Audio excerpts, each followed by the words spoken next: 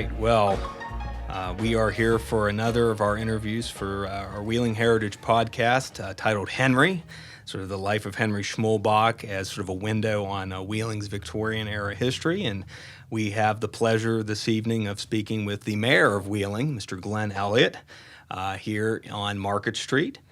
Glenn, I think maybe just to kind of get us started, we have to talk about this building we're in right now.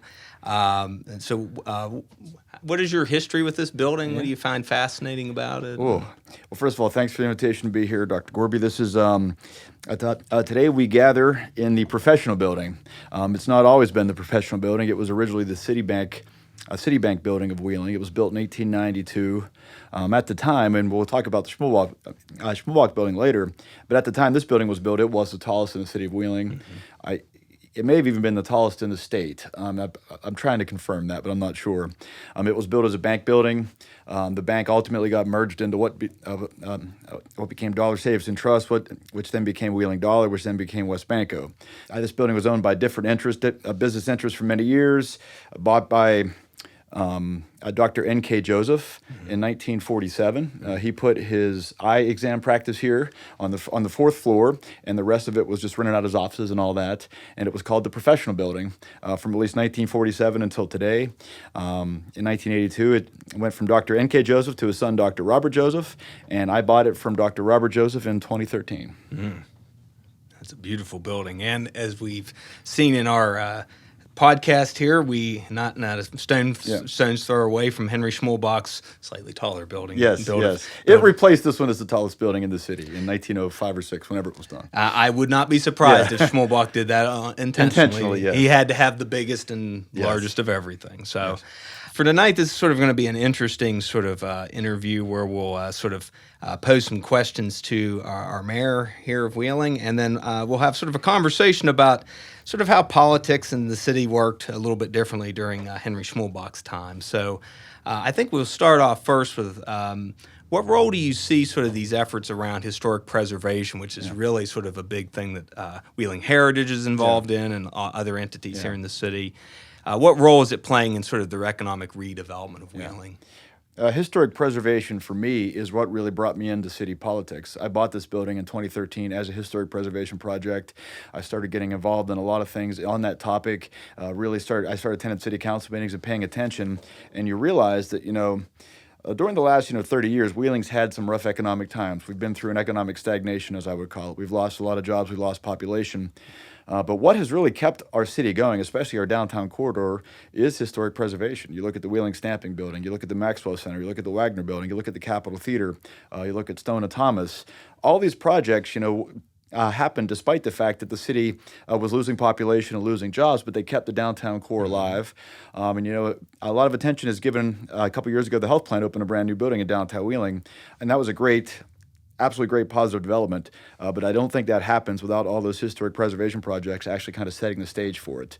And now it's on us, we still have a wonderful stock of architecture in our downtown, which deserves to be saved, which can be saved. It's on us at the city level to figure out ways to get those buildings saved. Sure. And if I correct me if I'm wrong, I think I've heard several times that sort of building preservationists that look at the sort of quality of structures in the city's limits, that we have the highest percentage of Victorian era structures of this size of the city. If you look at all the buildings, I don't know the exact dates of beginning and ending of the Victorian era, but if you look at the buildings in Wheeling, especially our downtown and our center market area, almost all of the great buildings we still have standing were built between 1880 and 1930. And of course, that's when the Great Depression happened. And then, the Capitol Theater was probably the last a great building built during that era of great construction in this city. But a lot of buildings were built then. And we have a great stock left. I would argue there's no city of 27,000 in population or fewer that has the same stock of historic architecture that we do have. I think we would be absolutely crazy and irresponsible not to try to save what we can. These buildings are non-renewable resources. I say that all the time. And one of the projects we've been working on very much over the last year and a half of time here in the city is the old Schmulbach building, Yes. which of course was most recently known as the Wheeling-Pittsburgh Steel Building, built in 1907. That's still our only skyscraper, really, for all intents and purposes, in the city. Was the tallest building in the city. It is the tallest building in the city. Was the tallest building in the state for many years. 150,000 square feet. There's just nothing like it. And I don't know if you've had a chance to go through. I'm sure you have gone through it. Yes. It is a wonderful building. It's perfectly designed, to let light inside because of its H. Each floor is shaped like an H, an uppercase H. So each floor has 8 corners on it. So we're working with a developer out of Canton who wants to put a market rate housing, sort of apartments on each of those floors, and make it really like the showcase downtown living center. Wow. And if that can happen, to me, it really would be a big shot in the arm for our downtown economy, because you'd be putting up somewhere between 120, 125 units full of people who have disposable income in our downtown, in the economy, in the commerce, in the first floor foot traffic, all the things that, people talk about downtown, what it needs. Saving that building would be a great thing from a historic preservation perspective, but it'd be a wonderful thing from an economic development perspective. Absolutely. And I never realized that when we were in the building, that each floor is shaped like an H. I wonder why it's shaped like an H. One can surmise a possible reason. Of course, the doorknobs have the S on them as well, and one can guess. Huh. Yeah. Wow. That's a shame we didn't realize that when we were in there. Wow. Yeah. Cool. I guess we've talked a little bit about, obviously, sort of the role of historic preservation, but thinking broadly, what are some ways that Wheeling's history and its development has been both helped, but maybe also held back by the nature of its development, do you think? Wheeling is a very proud city. We have a rich and treasured history, and so many people are proud of that. You look around town, it's hard to go out to a restaurant somewhere in Wheeling and not see pictures of old downtown on the walls. We love those pictures of the glory days. I think that's wonderful to have those great images of the past and those great memories, but I also think sometimes it can become a little bit of a hindrance, because I think if you're thinking of yourself as a city that used to be something better than you are now, it's psychologically not exactly. It's hard to get excited about the city if its best days were in 1950. And I tell people all the time, like when Henry Schmulbach was building buildings, he wasn't thinking back to the 1850s or 1860s. He was thinking ahead. Sure. And I said we have to capture that same sense of entrepreneurial spirit and look to the future, and not get sometimes caught up in the fact that, yes, Wheeling, where it is right now, our downtown is not, where it was in its heyday. It's never going to be the same thing that it was. We'll never have a big retail mecca downtown again like we did. But the possibilities are really still endless for what we can have downtown. We can have a lot of people living downtown, a lot of shops and entertainment. It can be the destination for the entire Upper Ohio Valley, like it was for much of the mid-20th century. It can be that again.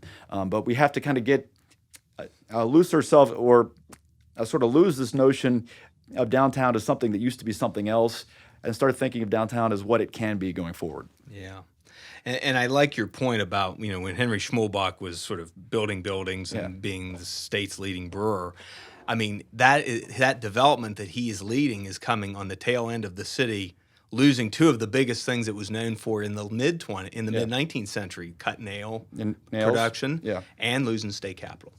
So at that time, people were able to find some way to move Wheeling. If you read the newspapers, as I'm sure you have from that era, you don't hear much self-pity in the papers. There's not much, oh, woe is us.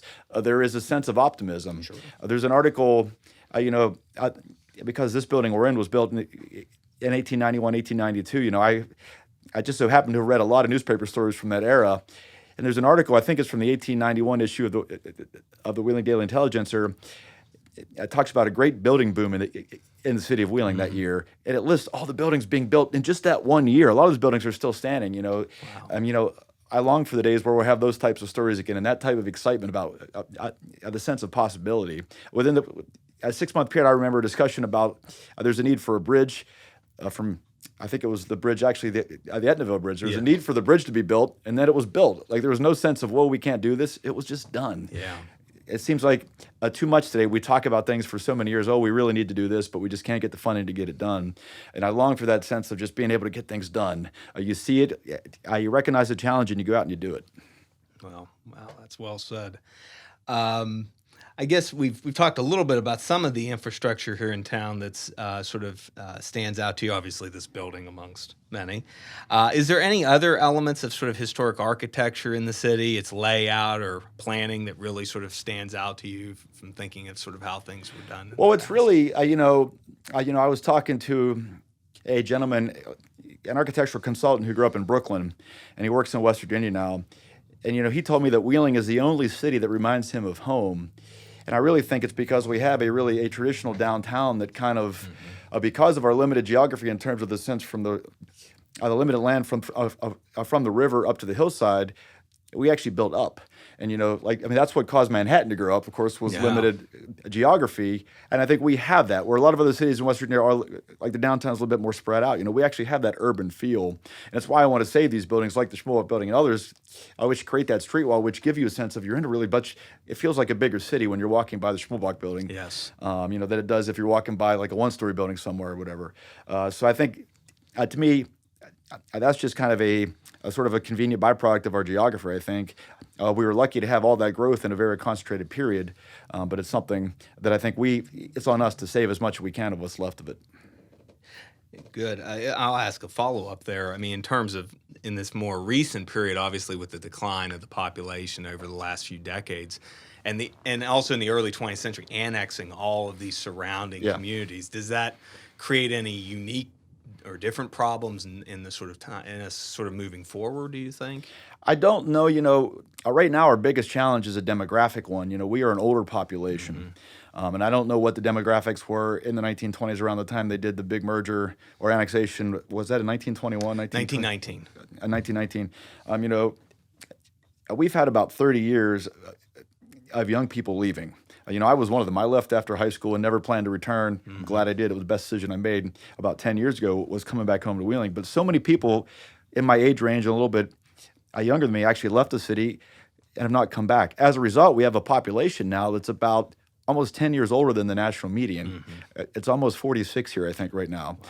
And so, what that means is, it's like we have a lot of obituaries because people are older and people die. So even if more people were staying, and even if more people are coming here intentionally, our population numbers are probably still going to look like they're going down for probably the next 10 years, just because of the greater proportion of people we have who are at the age where dying is not that unlikely, and that's something psychologically. You talk to investors, when you're outside of Wheeling, talk about Wheeling and trying to promote Wheeling, and they look at the numbers, well, it looks like you're a shrinking city. And I think it's a big challenge convincing people that I think it's just a temporary, it's sort of a byproduct of so many years of people leaving. Sure. But once we start to reverse that, I think you're going to see a big spike in population.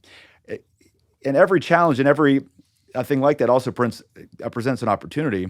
And what I say all the time is because so many people left for so many years, we find ourselves in a very neat situation now where we have a lot of people at or near retirement age who are in positions of authority and power who are going to be retiring soon.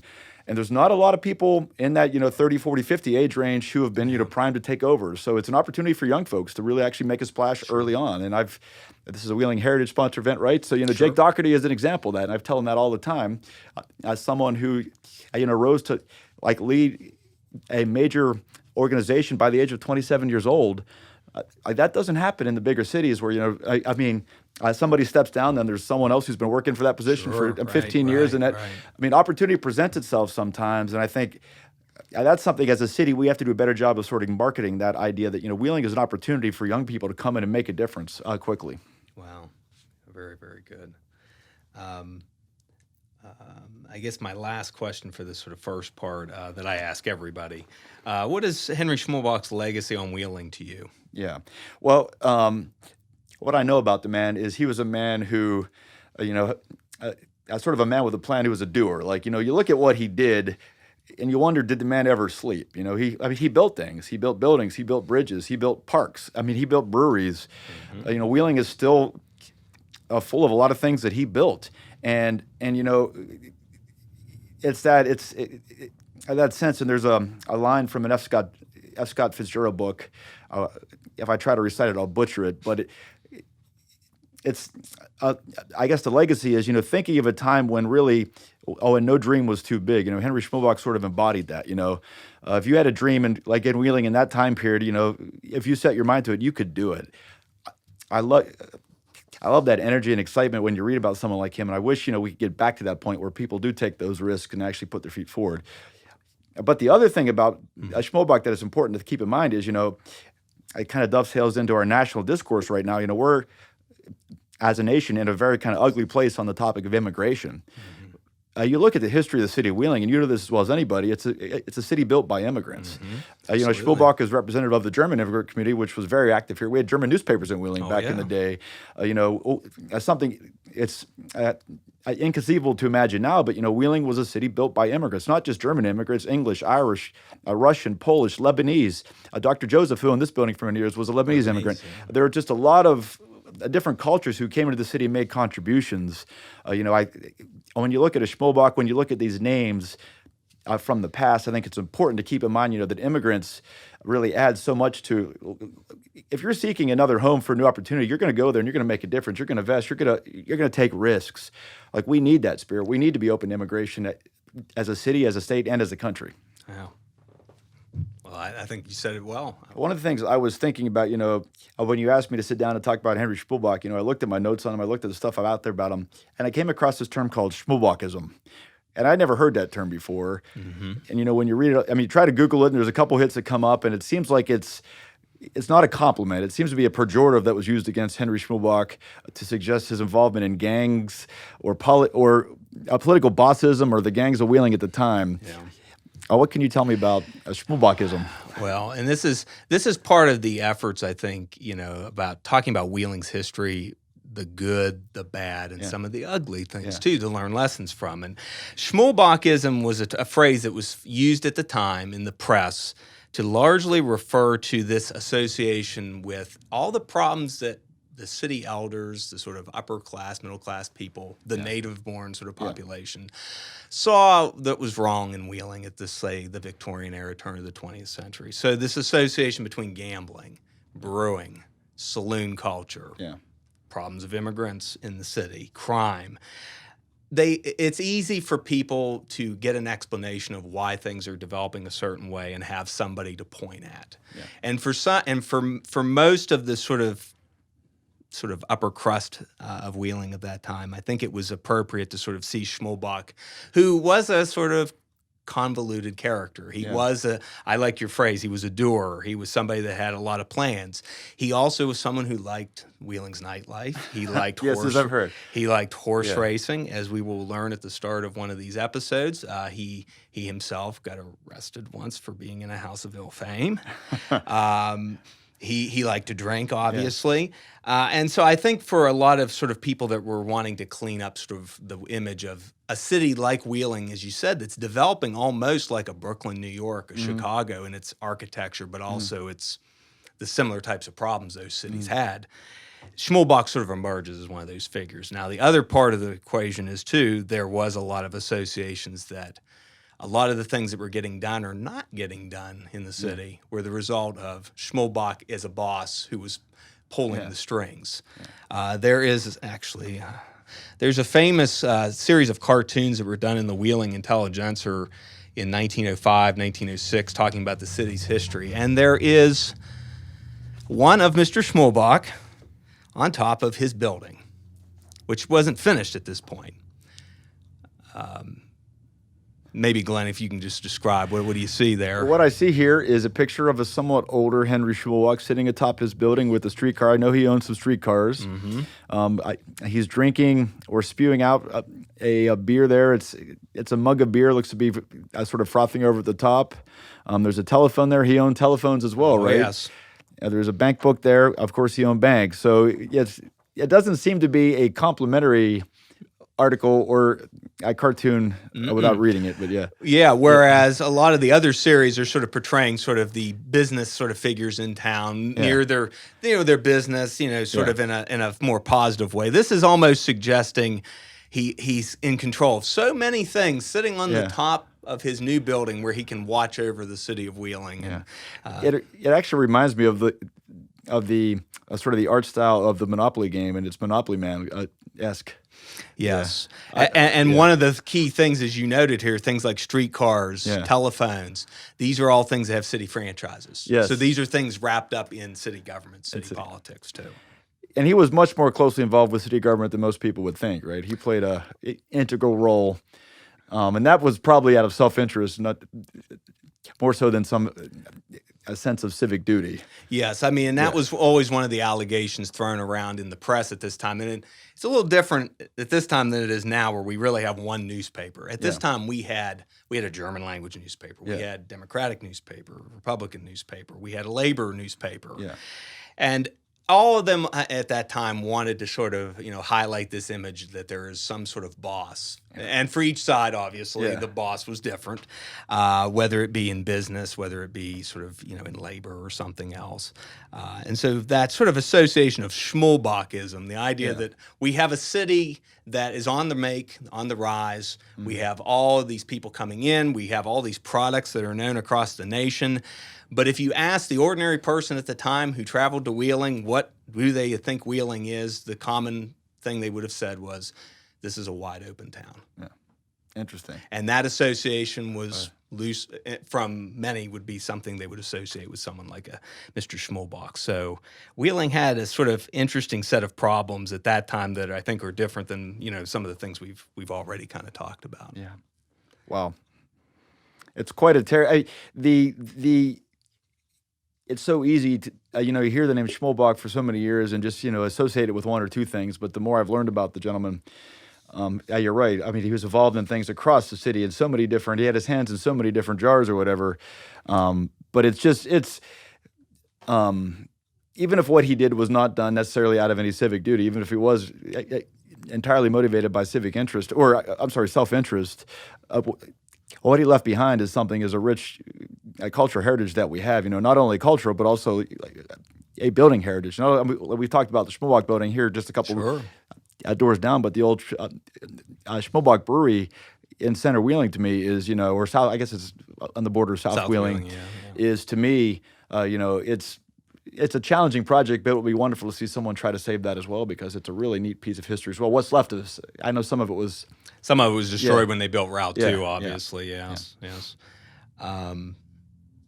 I guess in your position, obviously, as mayor of Wheeling, you have certain relationships. You have to sort of manage, obviously, city council. I wonder if you're sort of intrigued by the way sort of city government operated at Henry I would love to know more. I've looked at city council going back, a few decades, but I've not really looked at it, pre-1920 or whatever in this era you're talking about. And it seems like it was very different, a different setup then than what we have now. Yes. So how big is city council now? Right now we have 7 members if you include me as the mayor. Okay.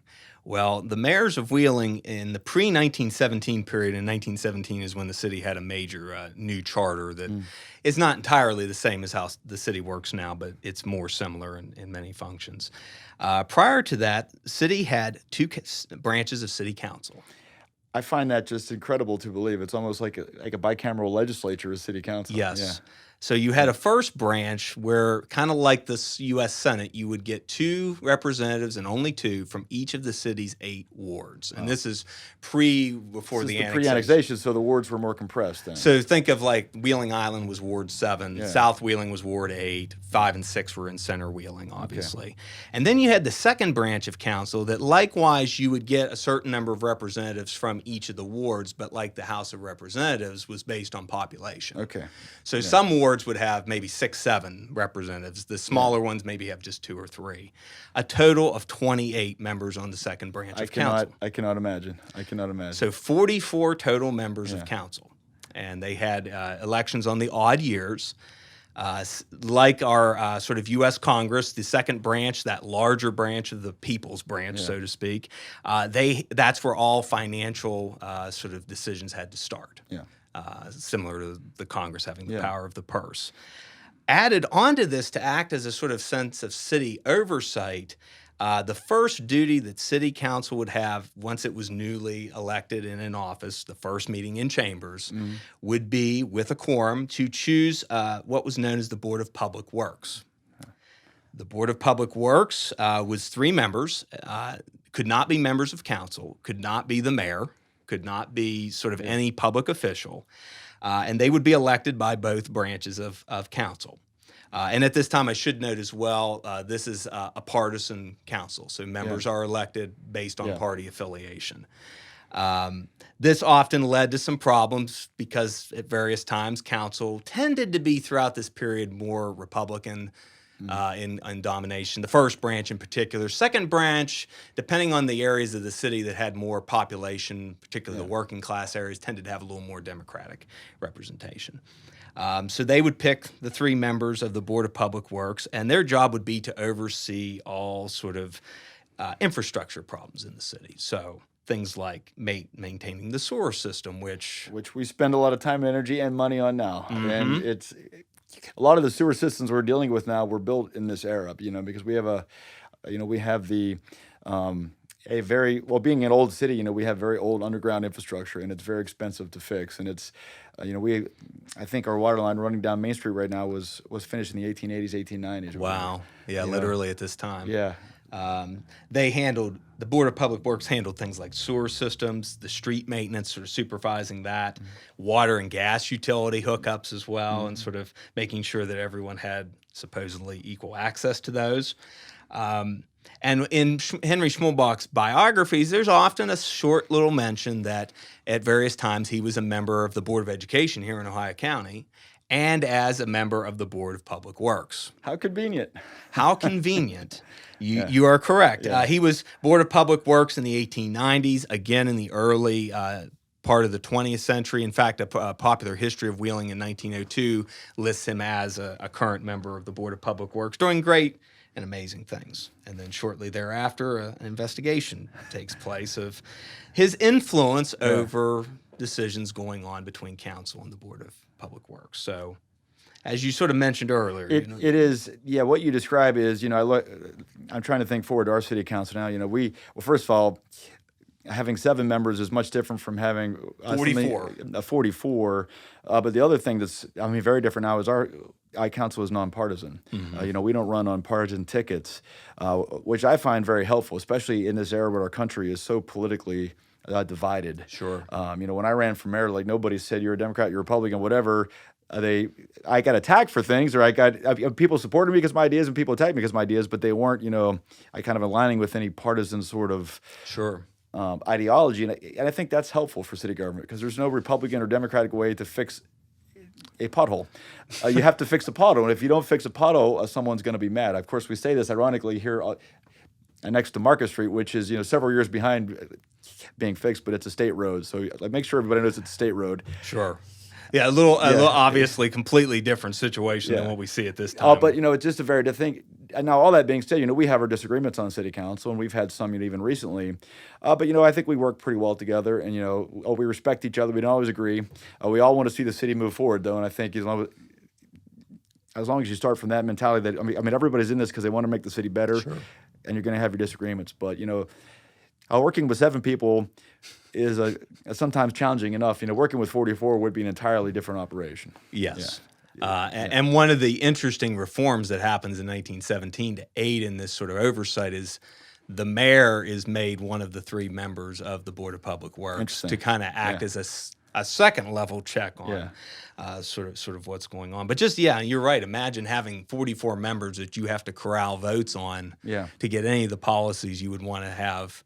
You'd have to have first get something passed in second branch if it had any financial sort of interest tied to it, and then get it obviously passed by the next branch. And the city did not have a city manager then, correct? No, they went to a city manager system. I'm not sure. It was during that time period, and then after 1917, they went to that sort of. So kind of having one person whose full-time duty is kind of nonpartisan, the idea that they are the person doing what the Board of Public Works would have done. And I think that's kind of the same relationship, maintaining sort of a merit system on how police are hired, how firefighters are hired. Before these charter reforms during this era of Henry Schmulbach, those members of the police and fire department are basically given their job by the chief of police, the chief of the fire department, with oversight I'm giving air quotes for our listeners, by the Board of Public Works. Interesting. And even things that you would think of that are not sort of under the city purview, our streetcar system that existed in Wheeling, and was one of the great sort of marvels of its time, was under city government. And one of the often criticisms was that people got their jobs on the streetcar system through influence in council. Imagine that happening. Yes. And I think back to your point about Schmulbach-ism was this sort of belief that Schmulbach at the time, when that term emerged, was a member of the Board of Public Works. Sure. So think of him on this cartoon on the top of his building, sort of paying attention to everything that's going on. Yeah. The other association was that the two main principal brewers in Wheeling were sort of acting as the de facto bosses. Schmulbach, who was more associated with the Republican Party, Anton Raymond, his rival in most things. Yeah. And there's some disagreement about how much of a rivalry they had. They had one in politics. Raymond was seen as sort of the influencer behind the Democratic Party here in the city. The one thing where they had bipartisan agreement was anytime reform members got on council, particularly during this time, one of the first things they start pushing is to raise license on saloons. On saloons, yes. And the selling of beer in the city. Yeah. Every time that gets brought up, it very mysteriously goes away. It goes away. One question for you. At this point, I guess Schmulbach was getting older because he passed away in 15 or 16, right? But what was his role? I assume he was involved in fighting a prohibition at the state level. Where did he take that? Was Raymond still around then? Was Schmulbach still around? Yes. Involved then? And how did they fight? And how did they lose that fight? I think part of and that's a great question, part of the issue with that is that statewide prohibition, which happens in 1914, the year before he dies, there is this period of about 12 to 15 years before where, like any political movement or reform, it's starting on the local level first. So the first years of the 20th century, you see a lot of push by religious leaders in a place like Wheeling, and we'll stick to Wheeling, and sort of other people becoming upset about the growth of the city's saloons, which by 1904, we had 199 licensed saloons in Wheeling. Licensed, not including unlicensed saloons. Wow. So there was a lot of pushback, and people began getting elected to council on this general reform push during the progressive era that we know historically speaking during this period. And so what they initially start to push, and what Schmulbach, Raymond, and others in that sort of brewing industry push back on, are these smaller things that come from the city level, things like raising license on the selling of beer in the city and outside of the city, license on saloons. And we should say that all the saloons that exist in Wheeling that are licensed saloons, individual saloon keeper doesn't have maybe the necessary funds to start that business up. Many of them are immigrants, many of them are working class. This is often the way they move into the small business class. The way they get what they need for their saloon is through what was known as the tied house system. Never heard that one. Unlike today, where if you open a brewery, you can ask and get contracts to have various types of beer in your establishment. At this time, you would contract out with one brewery.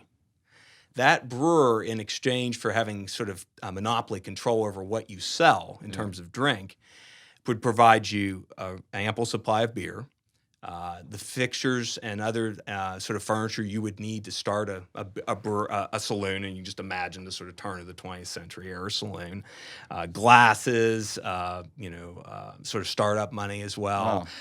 And so that created a part of this sort of criticism from reformers to say, well, then what's going on in these saloons? These aren't independent businesses. These are people that if you go into a certain saloon, you can ask for one of 3 or 4 drinks on tap that are all Schmulbach beer. Versus there would be another saloon you could go to down the street that is Anton Raymond's. Anton Raymond, yeah.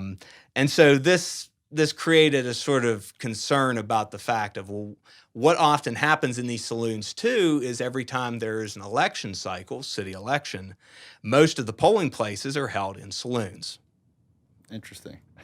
So if you're holding a local ward election in a saloon, well, if it's a Schmulbach saloon, a Democratic candidate's probably not going to sort of go there and sort of try to get votes, similar in a Raymond saloon. So it created a lot of concerns about this sort of influence between the brewers that existed. So their way of trying to undercut that, reformers that would get into city government, they would say, okay, we're going to raise the license on these saloon keepers, make it so that they can't really operate as effectively as they want to, knowing that we're not really hurting them, we're hurting Mr. Schmulbach or Mr. Raymond.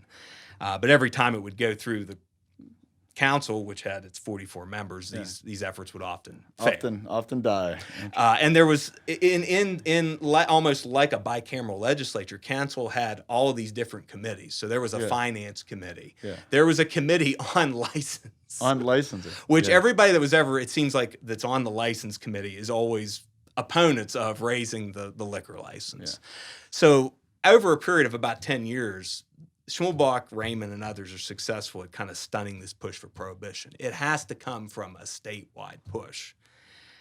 There's actually an attempt to pass a sort of law that would have done this at the state level by one of Wheeling's state senators, George Laughlin, that once it gets to Charleston, through influence of others, gets not passed. So the irony being that Wheeling is this place that is very much trying to stop local, county, statewide prohibition, and when it passes, they are seen as sort of the outlier. So when statewide prohibition is passed in 1912, there's only 3 counties that vote to stay wet. Of course, one of them's Ohio us. County. Yeah, interesting. By a 2-to-1 margin. Yeah. So some of that is people realizing, the loss of jobs from the ending of the industry. Well, we had 14 breweries or something at the time? Yeah, varying sizes. We still, as I said, as late as 1904, had 199 saloons. By the time of Prohibition, still had well over 100 saloons. Wow. Well, we have 2 breweries now. We're working back. We're got a way to go to we're get to 14. We're getting back, but slowly but surely. Yeah. So, do you have anything just off the top of your head? I think we've exhausted my Henry Schmulbach knowledge, but okay. What this has convinced me is that I need to learn more about the man, because it's very much. His history is very much Wheeling history, and yeah. he was a kid. I have read a lot about one of his contemporaries, Henry List, who was the president of the bank that built this building. Yes. And List died in 1900, so he's a little bit older. But it's just it seems like you have a series of these men who just were just doers, and I got in these past where they just basically built the Wheeling that we inherited. The Wheeling between the 1880s and the 1930s was built by men like that. Mostly, and I hate to just limit it to men, but it was mostly. When you read the papers, it's mostly men who are leading these corporations and doing it. And it's just an interesting part of our history. I'm sure it's much like American. I'm sure it's not that dissimilar from American history at large as well. Sure. But I of course appreciate the Wheeling angle to it, and the Wheeling sort of nuances as well, which gives it a nice flavor. Sure, absolutely. I think one of the of all the mayor, the only thing I would add is I think in terms of you being the mayor, one of the mayors during this time that really stands out in terms of coming out of that culture of the breweries and the saloons, but then also being someone that then says, well, there are real reforms we need to do, is Mayor Charles Schmidt. Charles Schmidt, all right. He was the mayor from 1905 to 1912. I believe he's the only mayor that died in office. So hopefully not. Interesting. We will knock on wood that we won't. A secondary tidbit on mayors. This is unrelated to your piece. Sure. My company bought the 2 buildings next door here as well, and one used to be owned by Jacob Grubb, who was mayor of Wheeling. Oh yeah. In the 1880s, long after he was mayor, he committed suicide in the 2nd floor of the building next door by taking a cyanide. Oh wow! A cyanide pill. It's actually in the intelligence from that era, and of course, I hope not to repeat. We will send any bad omens away at this point. But I don't. So I know a little bit about Mayor Grubb, but I don't know much about Mayor Schmidt. So I need to follow up on that. Mayor Schmidt was. It was interesting because he was elected after one of the bigger scandals that happened in the early 20th century. Which involved another problem that was associated with Schmulbach, I think unfairly because it was a longer problem, was the problem of vice, particularly prostitution in the city of Wheeling. So in 1904, there's this dramatic case with a madam named Alice Bradford that leads the city to make the decision to basically deal with the problem to segregate it all in center Wheeling, south of the creek. That's where the phrase "south of the creek" starts to enter Interesting. popular usage. Prostitution, I mean, prostitution was still pretty extant in Center Wheeling into the 1980s. Oh, yes. I mean, it was. Yeah. But the problem in the early 20th century Yeah. was the fact that people were very concerned that it was actually seemed like it was spreading in all the neighborhoods of Wheeling, so that the main area of this was what was known as Alley C, up the street here on Market Street, near the Upper Market House on 11th Street. That there was basically that line of buildings there that's being redeveloped. Yeah. Behind those buildings, there was a line of buildings that are long since gone, and that's what was going on there. So Mayor Schmidt gets elected as a Democrat at a time when the Republican Party is pretty strong in the city, and he comes in, criticized that he's going to be kind of the continuance of this culture. Oh, look, he's associated with Raymond Brewing. He's going to continue with this, and he comes in at a time when there's all of these concerns. And as he's mayor, he really pushes a broad agenda to sort of get rid of this sort of political sort of appointment process with the police and the fire department, really behind that.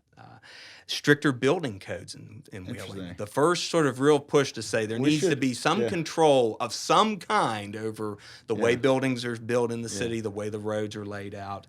And we can thank him for a lot of the buildings still standing then, I guess. You know? Yes, fire codes in particular, because the city was constantly at this time having a lot of problems with fires breaking out. You mentioned that, and not to change the topic, Sure. You know, in my research of this particular building, from the newspaper archives, there was a fifth-floor fire in 1915, 1916 that would have destroyed the building, but this building was designed with this. It was called the Boswick steel lathing or whatever behind the plaster, which was actually made here locally in Wheeling.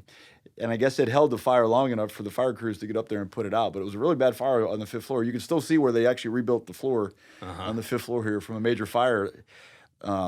And that was probably a result of these earlier reforms that were starting to be reaching a crisis point when Mayor Schmidt becomes mayor.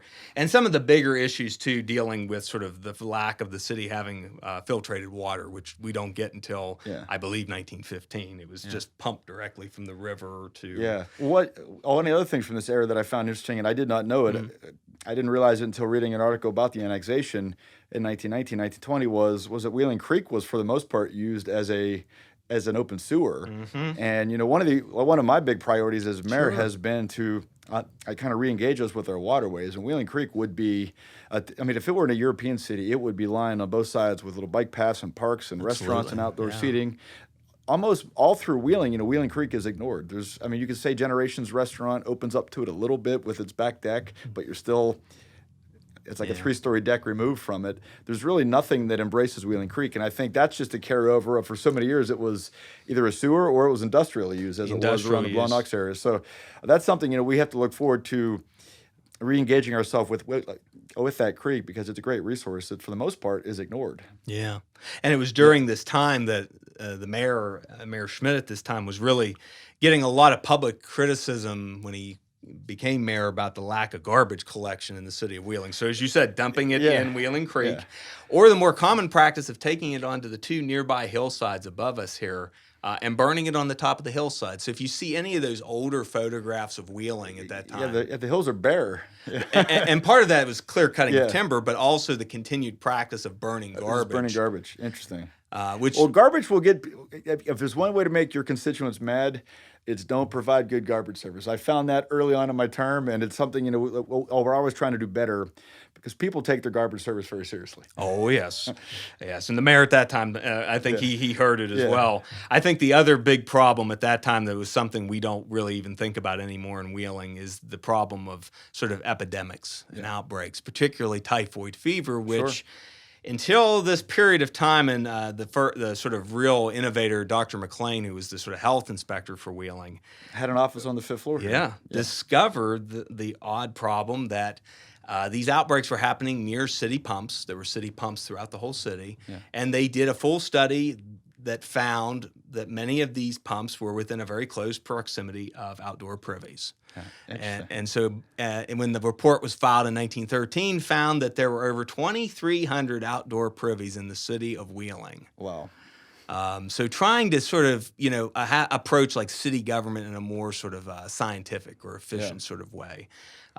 This is a period of time where obviously people like Henry Schmulbach are being seen as a political boss, Schmulbach-ism. But at the same time, other sort of doers, as you've mentioned, that phrase that I'll use myself, you have people that are really trying to say there are other ways we can deal with this city's rapid growth in a way that will make it sustainable, will preserve ourselves longer if we have stricter building codes, fire codes, if we have a better water system and we don't have people dying of in large numbers of typhoid and other things. So it's interesting because it sounds like, one of the things when I ran for mayor, I talked a lot about quality of life and, because people look to their mayor and their city council, I think they think our job is really just economic development, go out there and find jobs, bring jobs in.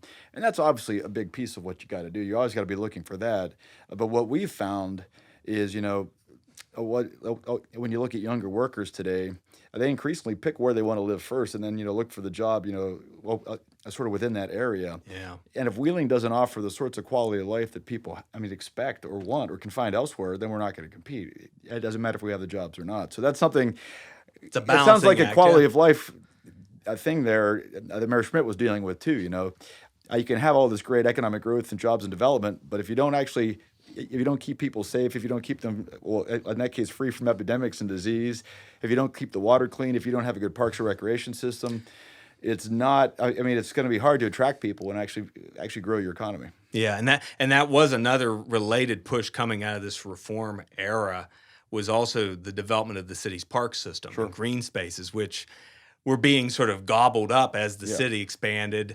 Also at this time, we have zoning laws now that prevent putting a factory in the middle of downtown Wheeling. Well, the city had developed as a city that had in factories built in places where there weren't any people, and then as the city expanded, housing expanding around it. Well, we have two great examples of Warwood and South Wheeling, are like neighborhoods that grew up around it. Infrastructure and industry.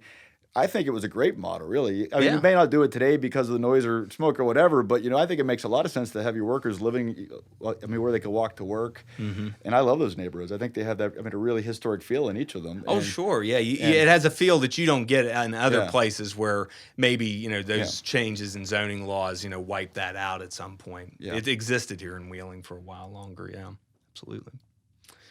Is there anything else you can think of, or I think we've covered a lot of things. Yes. Nothing else comes to mind, but Okay. Well, Glenn, I really appreciate this. I know you're a busy guy, and there's a lot going on right now. So. I am happy to participate. I look forward to hearing and actually seeing the work product.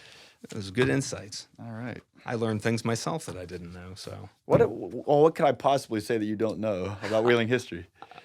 I didn't know the H sort of floor. Well, I don't know if it's because of him, but it is an H shape. Well, I think I'm 95% sure that it's because of him. Yeah, it's an H shape. Whether he did it for vanity or whatnot, it makes. In talking to the developer on that project, that's one of the things that drew him to the building because you get 8 corners per floor, and if you're making nice residential units. Oh, yeah, I can see that. It expands the natural light coming into the middle of the building too. Yeah. So it's worthwhile for them from a business perspective to say, there's enough extra space here. It may be an example where his self-interest and vanity actually had a good positive outcome. Well, and I think that was his idea when it was created as a skyscraper. The idea was it housed a lot of different other businesses in the city at that time. Yeah. So have as many office space available as possible. That's a good business strategy too. So. And it's a great building. I've got so much time and energy invested in trying to save it, and like the city's going to have to step up and build a parking structure and make it viable for the developer, and we're going to take some heat for that. But I'm willing to get unelected for that building because to me it's just the one we can't lose. Like we already lost the one we couldn't lose. That was the old city county courthouse. We should have never lost that building. but the one that we have now that we cannot lose is that one. Is that one, yeah. And I say that, as the owner of this building, I love this building, but that building to me is irreplaceable.